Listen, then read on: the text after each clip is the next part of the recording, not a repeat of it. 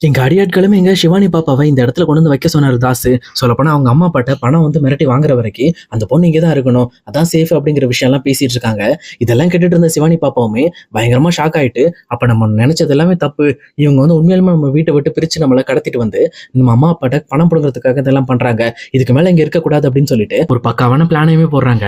அப்ப கரெக்டா rest room போகணும்னு சொல்லிட்டு அங்க இருக்கிற ஒரு அடையாளத்தை சொல்லப்போ அவனும் சரி ஓகே அப்படின்னு சொல்லிட்டு இங்க சிவானி பாப்பாவை ரெஸ்ட் ரூம் கூட்டு போய் விட்டுட்டு வரான். அந்த பொண்ணு சீக்கிரம் போயிட்டு இங்க வந்துருமா அப்படின்னு சொல்லிட்டு அவங்க எல்லாம் போய் ஒண்ணு உட்காந்து சரக்கு அடிக்க ஆரம்பிக்கிறாங்க. அதே நேரத்துல இங்க சிவானி பாப்பாவும் ரெஸ்ட்ரூம் போற மாதிரி போயிட்டு அங்கிருந்து கிளம்பி யாருக்குமே தெரியாம அந்த குடோன் விட்டு வெளியில ஓடி வந்துடுறாங்க. சொல்ல போனா எப்படியாவது நம்ம வீட்டுக்கு போய் ஆகணும், எப்படி போறதுன்னு தெரியாம அங்கிருந்து அவங்க தப்பிச்சு ஓடி வந்துடுறாங்க. அதே நேரத்துல இந்த அடியாட்களுமே என்ன இது, அந்த பொண்ணு அப்பயே ரெஸ்ட்ரூம் போனா இன்னுமே வரலையே அப்படின்னு சொல்லிட்டு செக் பண்ண வராங்க. அங்க வந்து செக் பண்ணி பார்த்ததுக்கு அப்புறம் தான் தெரியுது சிவானி பாப்பா அங்க இல்ல அப்படின்னு சொல்லிட்டு பயங்கரமா ஷாக் ஆயிட்டு அவங்களுமே ஃபேக்டரி ஃபுல்லா தேட ஆரம்பிக்கிறாங்க.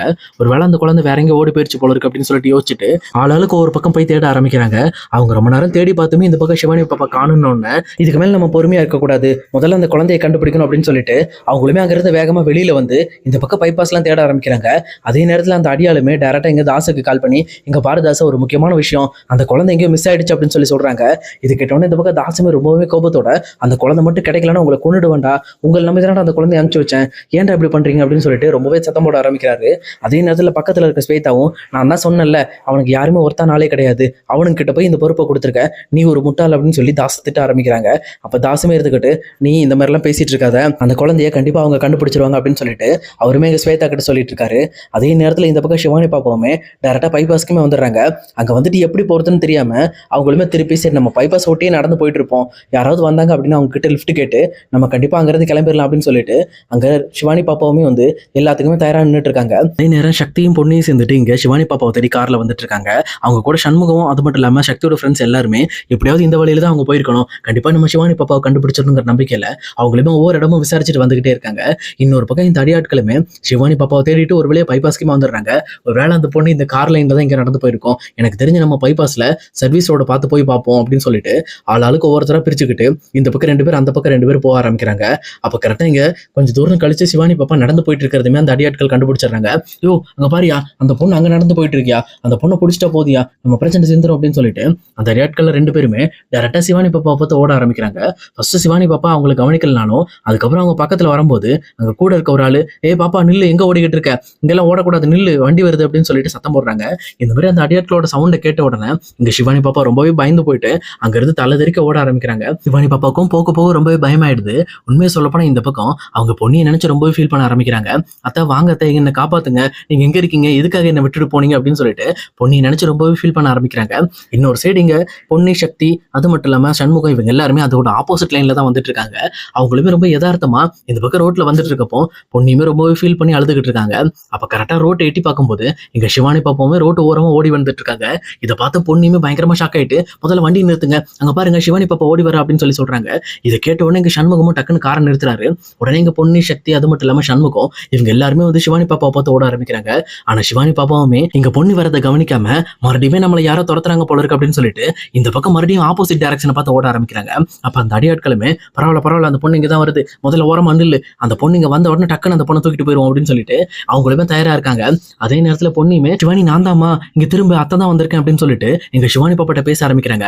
அப்பதான் பொண்ணியோட குரலை கேட்டான்னு சிவானி பாப்பாவுமே திரும்பி பார்த்துட்டு கரெக்டா இங்க யாரு அப்படின்னு சொல்லி எட்டி பாக்குறாங்க. அப்ப கரெக்டா பொண்ணி ஓடி வரதை பார்த்தோன்னே ரிட்டர்ன் திரும்பி இந்த பக்கம் பார்த்து ஓட ஆரம்பிக்கிறாங்க. ஆனா அதுக்குள்ள கரெக்டா அந்த அடியாட்களுமே சிவானி பாப்பாவை பிடிச்சிடுறாங்க. பிடிச்சது மட்டும் இல்லாம அவங்களுமே அந்த பக்கம் மறுபடியுமே கூட பார்த்து ஓடிக்கிட்டு இருக்காங்க. ஆனா இதை பார்த்துட்டு இருக்க சக்தி, சண்முகம், சக்தியோட ஃப்ரெண்ட்ஸ் எல்லாருமே ரொம்பவே கோவப்பட்டு அவங்க 2 பேர்கிட்டயும் சண்டை போடுறதுக்காக வெறித்தனமா ஓடிக்கிட்டு இருக்காங்க. அப்ப கரெக்டா பொண்ணியுமே அவங்க கூட ஈடு கொடுத்து ஓடிக்கிட்டு இருக்காங்க. இந்த அடியாட்களுமே இதுக்கு மேல நம்ம தப்பிக்க முடியாது, அவங்க 5 பேர் இருக்காங்க, கண்டிப்பா நம்ம மாட்டிக்குவோம், முதல்ல இப்போதைக்கு அந்த குழந்தை இறக்கி விட்டுரு, நம்ம இப்போதைக்கு தப்பிச்சா போதும், வேற எந்த பிரச்சனையும் வேணாம்னு சொல்லிட்டு அவங்களுமே சிவானி பாப்பாவை பாதி வழியிலே இறக்கி விட்டுட்டு டக்குன்னு அங்கிருந்து ஓடிடுறாங்க. ஆனா அதே நேரம் இதை பார்த்துட்டு இருக்க சண்முகம், சக்தி எல்லாருமே இங்க சிவானி பாப்பாவை பார்த்தவொன்னே தூக்கிடுறாங்க. ஆனா சக்தியோட ஃப்ரெண்ட்ஸ் மட்டும் அவங்க யாரு என்ன அப்படிங்கிற விஷயத்த தெரிஞ்சுக்கிறதுக்காக மறுபடியும் அவங்க பின்னாடி ஓட ஆரம்பிக்கிறாங்க. அப்ப கரெக்டா அவங்க எங்க போறாங்க, இந்த மாதிரி இந்த குடோன்ல தான் இருக்காங்க அப்படிங்கிற விஷயத்த தெரிஞ்சுக்கிட்டு அவங்களுமே வந்து அந்த அடியாட்களுக்கு தெரியாம அந்த போலீஸ்க்குமே இன்ஃபார்ம் பண்ணிடுறாங்க. இந்த குடோன்ல தான் அந்த அடியாட்கள் இருக்காங்க, அவங்க தான் இது அப்படின்னு சொல்லிட்டு அவங்களோட போட்டோ ஃபுட்டேஜ் எல்லாத்தையுமே எடுத்து இந்த பக்கம் போலீஸ் அனுப்பிச்சு விட்டுறாங்க. அதே நேரத்துல சிவானி பாப்பாவை கண்டுபிடிச்ச பொண்ணியுமே ரொம்பவே சந்தோஷத்தோட சிவானி பாப்பாவை, என்ன மன்னிச்சிருமா, என் மேலதான் தப்பு, நான் உன்னை விட்டுருக்க கூடாது, உன்னை ரொம்பவே கஷ்டப்படுத்திட்டேன் அப்படின்னு சொல்லி அழ ஆரம்பிக்கிறாங்க. அப்ப இதை பார்த்து சிவானி பாப்பாவும், நான் தான் உங்ககிட்ட மன்னிப்பு கேட்கணும், சொல்ல போனா யாரோ ஒரு அங்கிள் தூக்கும் போது நான் ஹாப்பியா சிரிச்சுட்டு போயிட்டேன், சொல்லப்போனா நான் கத்தி இருக்கணும். நான் சரி ஏதோ அம்மா தான் பிளான் பண்ணி எனக்கு சைக்கிள் கிஃப்ட் தர போறாங்கன்னு நினைச்சேன். ஆனா கடைசியில அவங்க எல்லாம் பேசிக்கிறத வச்சு தான் நான் தெரிஞ்சுக்கிட்டேன். அவங்க என்ன கடத்தி அம்மா அப்பாட்ட காசு புடுங்கிறதுக்காக தான் இதெல்லாம் பண்ணிட்டு இருக்காங்க அப்படின்னு சொல்லிட்டு, அப்பதான் தப்பிச்சு ஓடி வந்துட்டேன் அப்படின்னு சொல்லிட்டு ரொம்பவே இன்டெலிஜென்ட் தான் பேசிட்டு இருக்காங்க.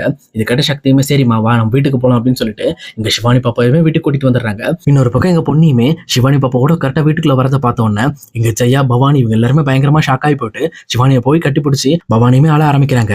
அழுதுகிட்டே அங்க சிவானி பாப்பா கிட்ட என்ன மன்னிச்சிருமா, நான் உன்னை ரொம்பவே கஷ்டப்படுத்திட்டானா, அதான் அம்மா விட்டு பிரிஞ்சு போயிட்டே அப்படின்னு சொல்லி கேட்கறாங்க. அப்படிலாம் ஒண்ணும் இல்லம்மா, நானா தான் பொன்னியத்தை கூட போனேன். அப்ப அவங்களும் சொன்னாங்க வீட்டுக்கு போயிரு, நீ இங்க வர வேண்டாம் அப்படின்னு சொல்லி சொன்னாங்க. நான் தான் சரி பார்க்குக்கு போலான்னு இருக்கேன், என்ன பார்க்குக்கு மட்டும் கூட்டு போயிட்டு என்ன திருப்பி கொண்டு வந்து விட்டுருங்க அப்படின்னு சொல்லி சொன்னேன். அதுக்கேற்ற மாதிரி அங்கேயுமே பண்ணாங்க. ஆனா பார்க்ல வச்சுதான் 4 பேர் என்ன கடத்திட்டாங்க அப்படிங்கிற விஷயத்தெல்லாம் சொல்றாங்க. இதை கேட்டோன்னே இங்க பவானியுமே உனக்கு ஒன்றும் இல்லைம்மா நல்லா இருக்கல அப்படின்னு சொல்லி கேட்கிறப்போ நான் நல்லா இருக்கேன் ஒன்றும் பிரச்சனை இல்லம்மா அப்படின்னு சொல்லி சொல்றாங்க. அதே நேரத்தில் நான் பொன்னியத்தை கூட கொஞ்சம் நேரம் இருக்கலாமா அப்படின்னு சொல்லி கேட்கறாங்க. அப்ப பவானியுமே எடுத்துக்கிட்டு நீ இருக்கலாமா ஒன்றும் பிரச்சனை இல்லை அப்படின்னு சொல்லிட்டு இப்போதைக்கு சிவானியோட மனசை கஷ்டப்படுத்தாம இருக்கிறதுக்காக பொண்ணுகிட்டயுமே அனுப்பிச்சு வைக்கிறாங்க. அதை பார்த்துட்டு இருக்க பவானியுமே இனிமே நான் உன்னை முழுசா நம்பல, என் குழந்தைய நீ காப்பாத்தி கொடுத்ததுக்காக தான் என் குழந்தைய உங்ககிட்ட அமைச்சிருக்கேன் அப்படின்னு சொல்லிட்டு அங்கிருந்து இந்த விஷயத்த சுந்தர்கிட்ட சொல்றதுக்காக சுந்தரோட ரொம்ப தேடி போயிட்டு இருக்காங்க. அப்ப டேரக்டா சுந்தருமே இனிமே தன்னோட குழந்தை கிடைக்கல, தான் குழந்தை எங்க போச்சுன்னு சொல்லி தெரியாம ரொம்பவே பயத்துல இருக்காரு. அப்ப கரெக்டா தாசுமே அவனோட குழந்தை மிஸ் ஆயிடுச்சு, இது எப்படி சொல்றது அவங்ககிட்ட அப்படின்னு சொல்லி யோசிச்சுக்கிட்டு இந்த பக்கம் டேரக்டா சுந்தருக்கு கால் பண்றாங்க. சுந்தருமே அந்த கால் அட்டன் பண்ணி உனக்கு என்ன வேணும் அப்படின்னு சொல்லி கேட்கிறப்போ என்ன மச்சான் குழந்தை காணும்னு தேடிட்டு இருக்கியா, இதான் பிரச்சனையா அப்படின்னு சொல்லி கேட்கிறாரு. இதை கேட்டோன்னே இந்த பக்கம் பயங்கரமா ஷாக் ஆயிட்டு சுந்தரமே என்ன சொல்ற, அப்ப என் குழந்தை காணாம போனது உனக்கு தெரியும்னா நீ தான் அந்த குழந்தைய திருடினியா, எங்க என் குழந்தை, ஒழுங்கா என் குழந்தை என்று விட்டுரு அப்படின்னு சொல்லி சொல்றாங்க. உடனே இதை கேட்ட தாசுமே உன் குழந்தைய நான் திருடிட்டேனா, ஐயோ அந்த குழந்தை மிஸ் ஆனது கூட இவனுக்கு தெரியாது, அப்பனா இன்னும் அந்த குழந்தை வெளியில தான் இருக்கு, இன்னும் இவங்க வீட்டுக்கு வரல, அப்ப இதை வச்சே நம்ம பணத்தை பிடிங்கிருவோம் அப்படின்னு சொல்லிட்டு இங்க பாரு உன் குழந்தைய உனக்கு எந்த பிரச்சனையும் ஆகக்கூடாதுங்கிறதுக்காக நான் வீட்டுக்கே அனுப்பிச்சு வச்சிடறேன், என்ன எனக்கு எந்த பிரச்சனையும் கிடையாது, ஆனா எனக்கு தர வேண்டிய பணம் வரணும் அப்படின்னு சொல்லி சொல்றாங்க. உடனே இங்க சுந்தரமே என்ன உனக்கு 5 லட்சம் தானே வேணும், அந்த 5 லட்சத்தை நான் இன்னைக்கே தரேன் அப்படின்னு சொல்லி கேட்கிறப்போ 5 லட்சமா, 5 லட்சம் எல்லாம் பத்தாது மச்சான், என்ன மச்சான் இவ்வளவு செலவு பண்ணி நான் வந்து இவ்வளவு பெரிய விஷயம் பண்ணிருக்கேன், ஒரு 25 லட்சம் கொடுத்தேன்னா எந்த பிரச்சனையும் இருக்காது மச்சான், உன் குழந்தை உன் வீட்டுக்கு அமைச்சிடறேன் அப்படின்னு சொல்லி சொல்றாங்க.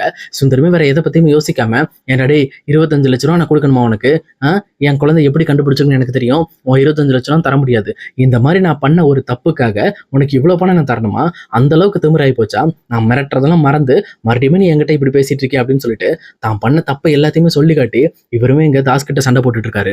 ஆனா இன்னொரு பக்கம் இது எல்லாமே பவானி மேல வந்தவங்க ஷாக் ஆகி போய் நின்று சுந்தரையே பார்த்துட்டு இருக்காங்க. இது எதுவுமே தெரியாத சுந்தருமே ரொம்பவே தாஸ் கிட்ட கெத்தா பேசுறதை நினைச்சுக்கிட்டு இந்த மாதிரி சிவானி பாப்பாக்காக பணம் எல்லாம் தர முடியாது, நீ ஒழுங்கா கொண்டு வந்து விட்டுரு, அப்படி இல்லை அப்படின்னா நான் உனக்கு என்ன பண்ணுவேன்னு தெரியாது, அந்த ஸ்வேதாவையும் உன்னையும் இருக்கிற இடம் தெரியாம அழிச்சிருவேன் அப்படின்னு சொல்லிட்டு பயங்கரமா மிரட்டுறாரு. அதே நேரம் ஆப்போசிட்ல இருக்கிற தாசுமே ரொம்பவுமே கோபத்தோட அந்த காலை கட் பண்ணிடுறாங்க. கட் பண்ணது மட்டும் இல்லாம இங்க ஸ்வேதா கிட்ட நம்ம பிளான் எல்லாமே வேஸ்டா போச்சு, அந்த முட்டாளுங்களை நம்பி நான் வந்து இந்த பிளானை பண்ணதுக்கு என்ன செருப்பாலே அடிச்சுக்கணும்னு சொல்லிட்டு அவரே பேசிக்கிட்டு இருக்காரு. அப்ப இது கேட்ட ஸ்வேதாவுமே எனக்கு தெரியும் நீங்க இந்த மாதிரி பெரிய விஷயத்துல ரொம்பவே ஆசைப்பட்டா இப்படித்தான் நஷ்டமாயிட்டு இருக்கு, அழகா அந்த 5 லட்சத்தோட வாங்கிட்டு நிறுத்திருக்கலாம், இப்ப அதுவும் இல்லாம போச்சா, எல்லாம் உங்களாலதான் அப்படின்னு சொல்லிட்டு கோவப்பட ஆரம்பிக்கிறாங்க. ஆனா இன்னொரு பக்கம் இங்க சுந்தர் தான் இந்த விஷயம் எல்லாம் பண்ணிருக்காரு அப்படிங்கறத தெரிஞ்ச உடனே பவானியுமே ரொம்ப கோபத்தோட இதை பத்தியும் யோசிக்காம சுந்தரோட கணத்துல போய் பலாருன்னு ஒரு அற விடுறாங்க. இதை கேட்ட சுந்தரமுக்கு என்னாச்சுமா எதுக்காக என்ன அடிக்கிற அப்படின்னு சொல்லி கேட்கிறப்போ இதுக்கு மேல இந்த வீட்டுல இருக்கிறதுக்கு உண்டான தகுதி உனக்கு கிடையாது, இவ்வளவு நாள் அந்த பொண்ணை நான் தப்பா நினைச்சிட்டு இருந்தேன், ஆனா அவ சொன்ன ஒவ்வொரு வார்த்தையும் உண்மைங்கிறத இப்போ உங்க வாயால நீங்களே நிரூபிச்சிட்டீங்க, இந்த வீட்டை விட்டு வெளியில போங்கன்னு சொல்லிட்டு சுந்தரோட காலரை பிடிச்சி டைரக்டா வெளியில இழுத்துட்டு வந்து வீட்டை விட்டு வெளியில தள்ளுறாங்க. இதை பார்த்த உடனே இங்க ஜெயா வீட்டுல இருக்க எல்லாருமே பயங்கரமா ஷாக் ஆக்குறாங்க.